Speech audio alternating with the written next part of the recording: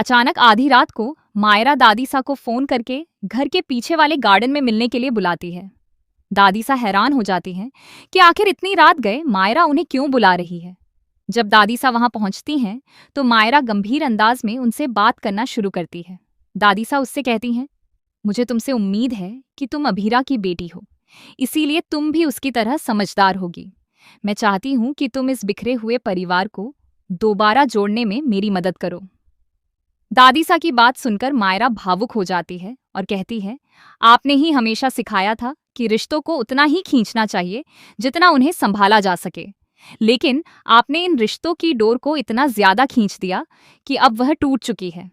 अरमान और अभीरा दोनों ने अपने आत्मसम्मान के लिए खड़े रहने का फैसला कर लिया है और अब वे कभी भी पोद्दार हाउस वापस नहीं लौटेंगे। ऐसे में मैं उन्हें वापस आने के लिए कैसे कह सकती हूँ। मायरा आगे कहती है, हम दोबारा पोद्दार हाउस नहीं आ सकते। जब हमें आपके साथ और आपके विश्वास की सबसे ज्यादा जरूरत थी, तब आपने न तो हमारा साथ दिया और न ही हम पर भरोसा किया। इसलिए मैं आपसे उम्मीद करती हूँ कि आप बार बार अरमान और अभीरा को फोन करके परेशान नहीं करेंगी। इसके बाद मायरा दादीसा को एक पेन ड्राइव देती है और कहती है, इसमें वह पूरी सच्चाई कैद है, जिसे जानने के बाद आपको समझ आ जाएगा कि उस दिन आपको हम पर विश्वास करना चाहिए था या नहीं। इसमें दिशा की असलियत छिपी हुई है, जिसके आगे आपने हमेशा अभीरा को गलत समझा, जबकि अभीरा ने इस परिवार के लिए हमेशा अपना सब कुछ न्योछावर किया है। उसी दौरान दमयंती जी दूर खड़ी होकर मायरा और दादीसा की पूरी बातचीत सुन लेती हैं। उन्हें डर सताने लगता है कि कहीं यह सच्चाई सामने आने के बाद दादीसा फिर से अरमान और अभीरा को वापस घर लाने की कोशिश न करें। दमयंती जी समझ जाती हैं कि अगर यह पेनड्राइव खुल गई तो दिशा की सारी सच्चाई सबके सामने आ जाएगी और अब तक जो खेल खेला गया है उसका पर्दाफाश हो जाएगा। आने वाले एपिसोड में एक और भावुक पल देखने को मिलेगा, जब दादीसा खुद अभीरा के पास जाएंगी। वह अभीरा से कहेंगी, अरमान से कहो कि वह अपनी जिद छोड़ दे और वापस घर लौट आए। मुझे पता है कि तुम लोगों ने कभी इतनी परेशानियां नहीं झेली हैं।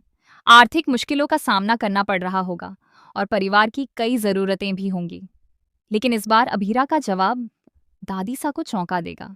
अभीरा आत्मविश्वास के साथ कहेगी, नहीं दादीसा, हमने ये सीख लिया है कि जिंदगी में अकेले आगे कैसे बढ़ा जाता है।